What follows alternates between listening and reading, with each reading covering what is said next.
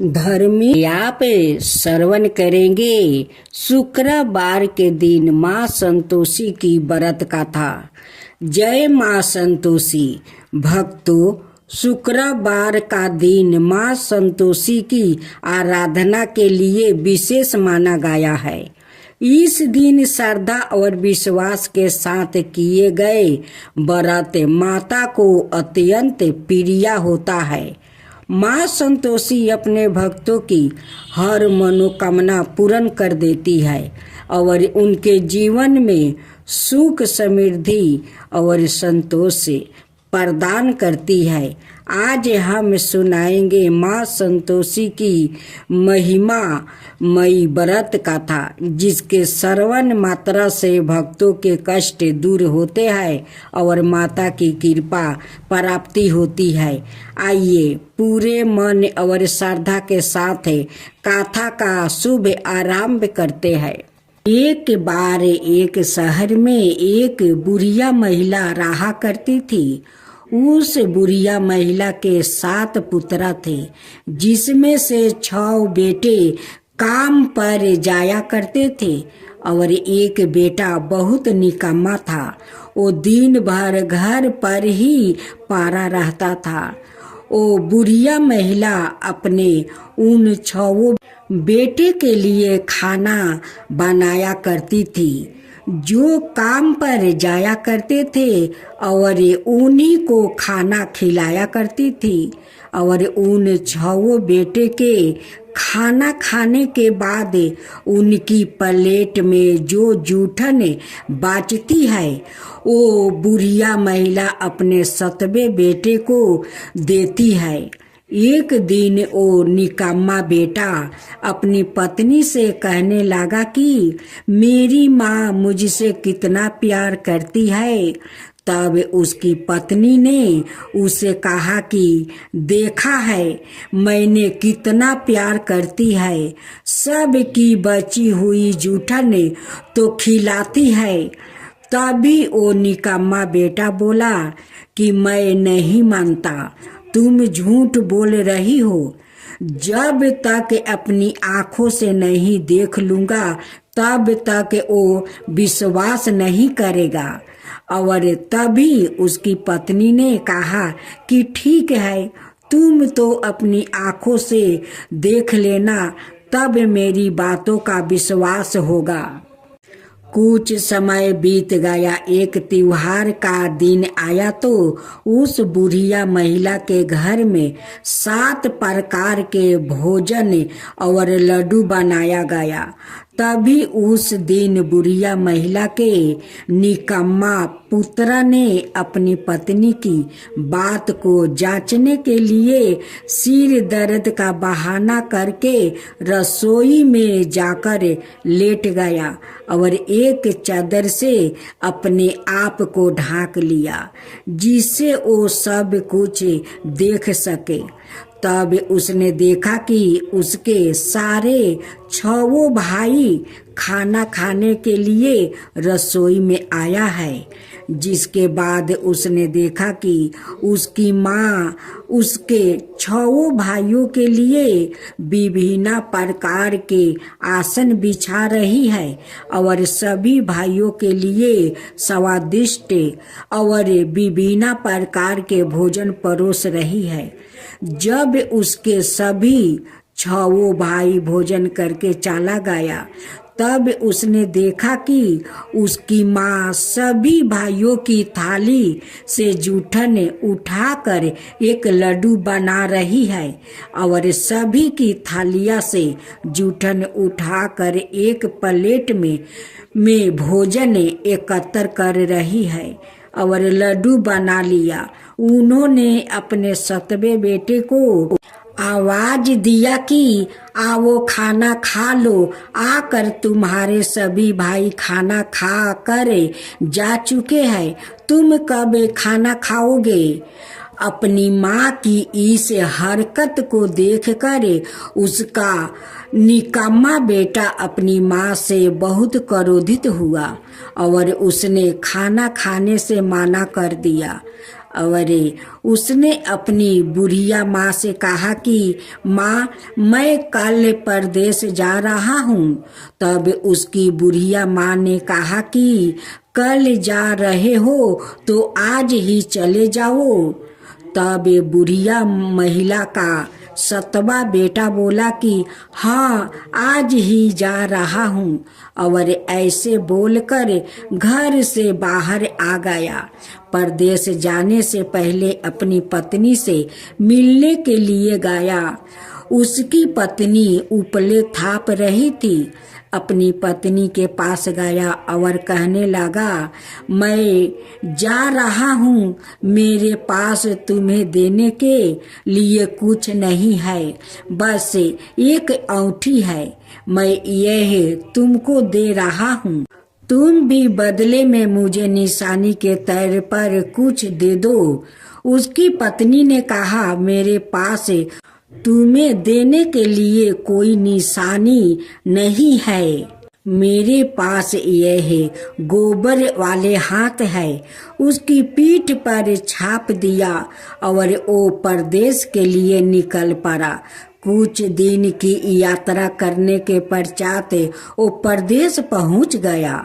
परदेश पहुंच कर वो एक व्यापारी के दुकान में गया और व्यापारी से कहने लगा कि मुझे नौकरी दे दो। व्यापारी को भी काम करने के लिए एक आदमी की आवश्यकता थी, तो उसने हाँ कर दिया। जिसके बाद बुढ़िया महिला की 7वें बेटे ने व्यापारी से पूछा कि तनख्वाह कितना दोगे। व्यापारी ने कहा, वो तो तुम्हारे काम पर निर्भर करेगा। और वो व्यापारी के यहाँ सुबह 7 बजे से रात 10 बजे तक काम करने लगा। कुछ ही दिनों में देखते देखते व्यापारी के यहाँ हिसाब किताब करना, गांवों से लेन देन करना सब कुछ सीख गया और बहुत होशियार बन गया।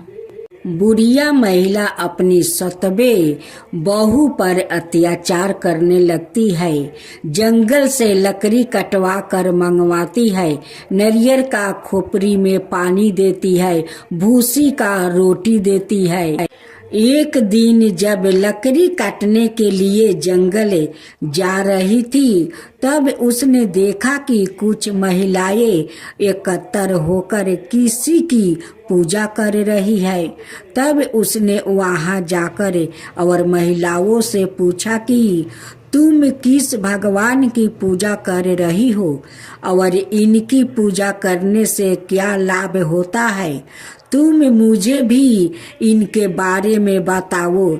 जिसके बाद उसमें से एक महिला ने बताया कि हम लोग संतोषी माता का व्रत कर रहा हूँ।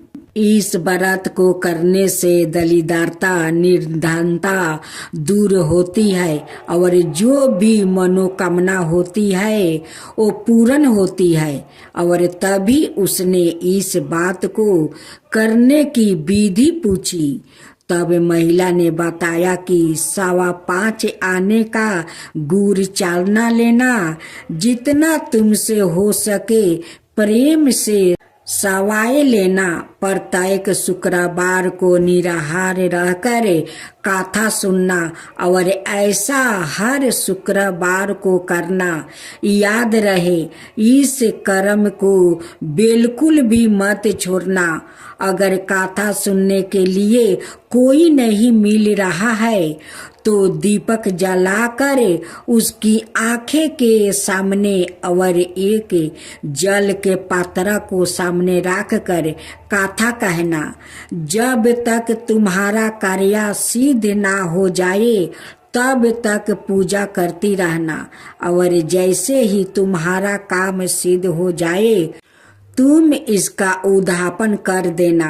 माता 3 महीने में ही तुम्हारी मनोकामना पूरी कर देगी। अगर ग्रह दोष भी लगे हुए हैं तो साल भर के भीतर तुम्हारी मनोकामना माता पूर्ण कर देगी।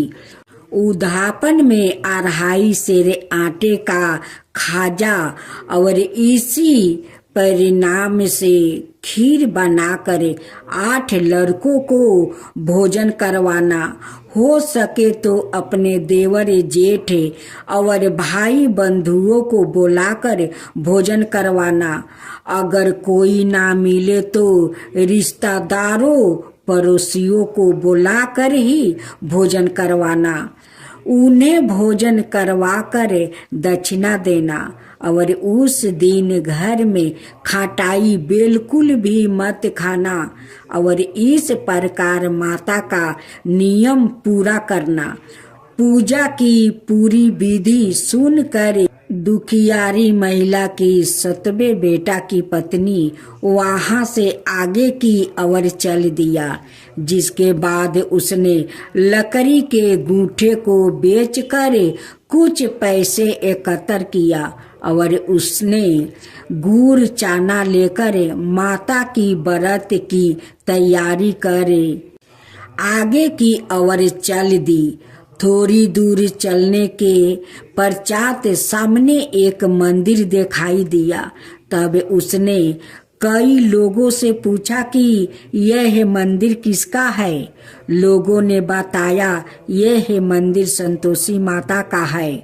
जिसके बाद वो संतोषी माता के मंदिर में चली गई और संतोषी माता के चरणों में जाकर गिर पड़ी और कहने लगी कि माँ, मैं तो मूर्ख अज्ञानी हूँ, मैं व्रत के नियम नहीं जानती हूँ, मैं बहुत दुखी हूँ, मुझ पर दया करो माँ, मेरा दुख दूर करो माँ, मैं तुम्हारी शरण में आई हूँ। संतोषी माता को उस पर बहुत दया आ गई।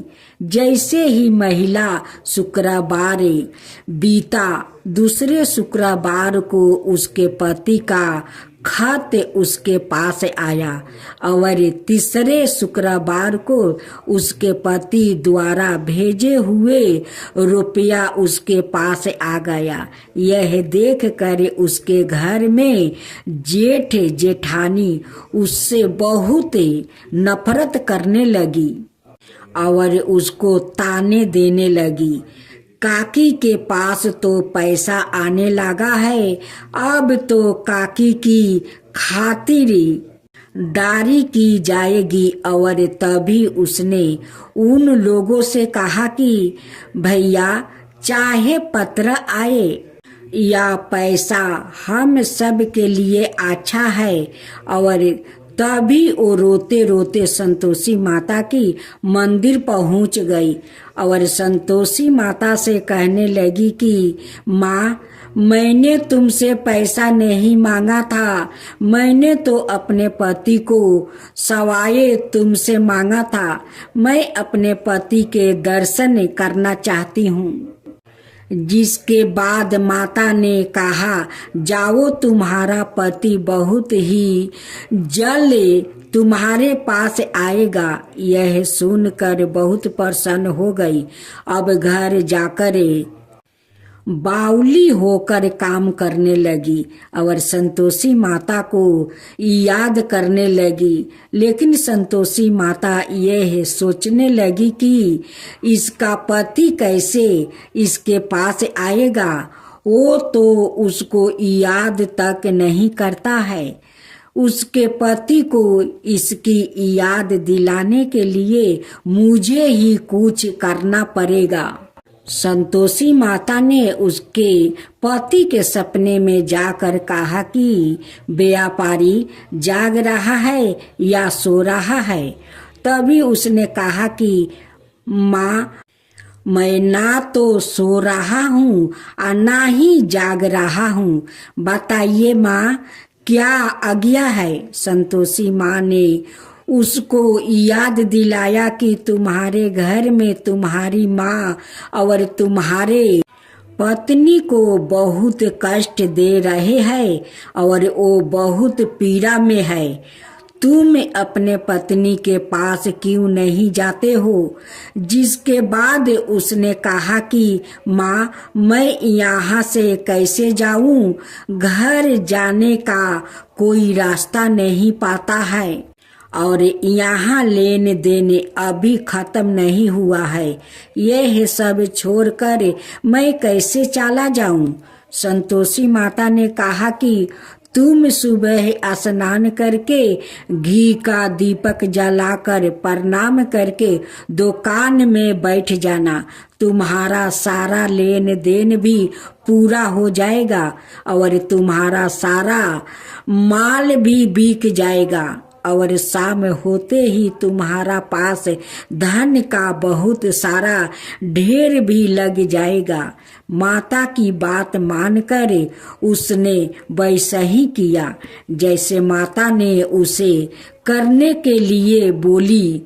देखते ही देखते उसका सारा लेन देन खत्म हो गया, सारा माल बिक गया और बहुत सारे धन का ढेर भी लग गया।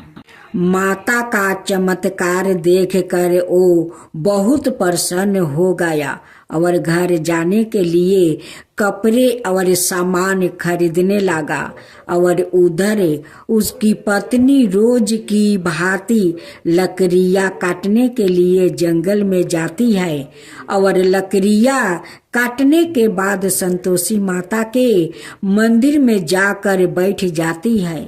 तब उसको संतोषी माता ने बताया कि तुम्हारा पति आ रहा है, तुम एक काम करो, लकड़ियाँ के 3 गट्ठर कर लो, एक हिस्से मेरे मंदिर में, एक हिस्सा अपने सर पर और एक हिस्सा नदी किनारे रख दो, जिससे तुम्हारे पति को तुम्हारे प्रति मोह पैदा होगा। वो पहले यहाँ रुकेगा, फिर नाश्ता पानी करके अपनी माँ से मिलने जाएगा। तब तुम लकड़ियाँ का गूठर उठा कर जाना और उसको रख देना, जोर से चिल्लाना, सासू जी लकड़ियाँ का गूठर लो, भूसी की रोटी दो, नारियल की खोपड़ी में पानी दो, आज मेहमान कौन आया है। उसने बिल्कुल ऐसा ही किया और जैसे ही उसका पति आया तब उसने माता की कही हुई सारी बातें कही।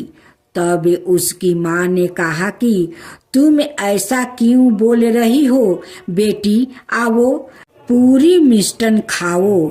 तभी उसे बुढ़िया महिला ने अपने बेटे से कहा कि तुम्हारे जाने के बाद तुम्हारी पत्नी कोई काम नहीं करती है, सारा दिन इधर उधर भटकती रहती है। तब उसके बेटे ने अपनी माँ से कहा कि मुझे पता है, तुम मुझे एक अलग कमरे की चाबी दो, उसके बाद मैं वही रहूँगा। जिसके बाद मैं अपने पत्नी को लेकर उसी कमरे में रहने लगा। देखते ही देखते कुछ समय में राजमहल जैसा घर बन गया और बहू खुशी खुशी अपने जीवन व्यतीत करने लगी। तभी उसने अपने पति से कहा कि मुझे संतोषी माता का व्रत करना है। इसके बाद उसने अपनी पत्नी को आज्ञा दे दिया और उसकी पत्नी ने संतोषी माता का उद्यापन किया। जिसके बाद और अपनी जेठानी के लड़कों को भोजन के लिए बुलाया। जेठानी ने अपनी लड़कों को सिखा कर भेजा था कि तुम भोजन करते वक्त खटाई मांगना, जिससे इसका उद्यापन पूरा ना होगा। भोजन करने के लिए आए और उन्होंने भोजन करने के बाद खटाई का सेवन कर लिया, जिससे संतोषी माता कृपित हो गई और राजा के दूत आकर पकड़ कर ले गया।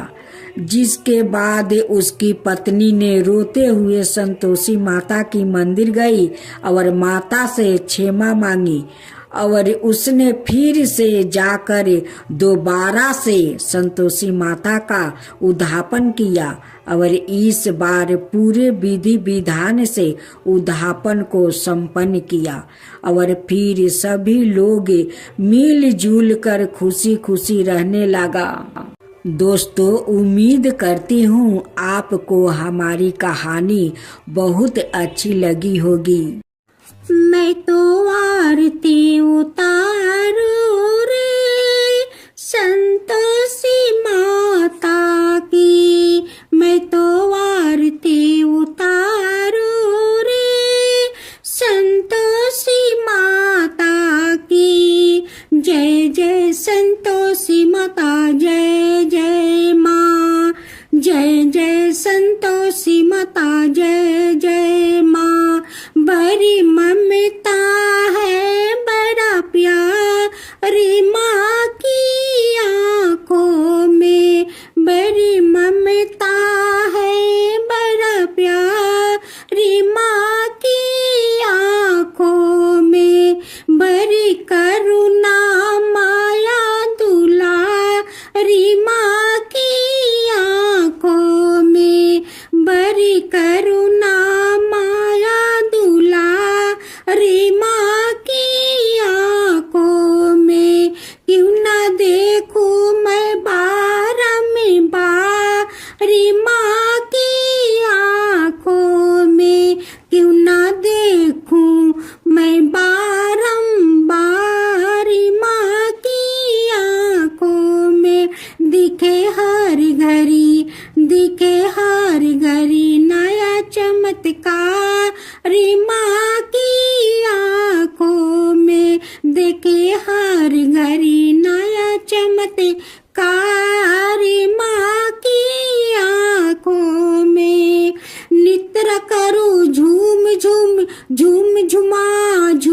झूम बाकी निहारू रे, बाकी निहारू रे। मैं तो आरती उतारू रे संतोषी माता की, मैं तो आरती उतारू रे संतोषी माता की। जय जय संतोषी माता, जय जय माँ, जय जय संतोषी माता, जय जय माँ। सदा करके पुकारी माँ की मंदिर में, सदा करके पुकारी माँ की मंदिर में, माँ की मंदिर में। बड़े दान के भरे है भंडारी माँ की मंदिर में, बड़े दान के भरे है भंडारी माँ की मंदिर में। धूप करो, दीप करो, प्रेम सहित भक्ति करो, जीवन सुधारो रे। धूप करो, दीप करो, प्रेम सहित भक्ति करो, जीवन सुधारो रे। प्यारा प्यारा जीवन सुधारो रे। मैं तो आरती उतारू रे संतोषी माता की, मैं तो आरती उतारू रे संतोषी माता की। जय जय संतोषी माता, जय जय माँ, जय जय संतोषी माता, जय जय माँ।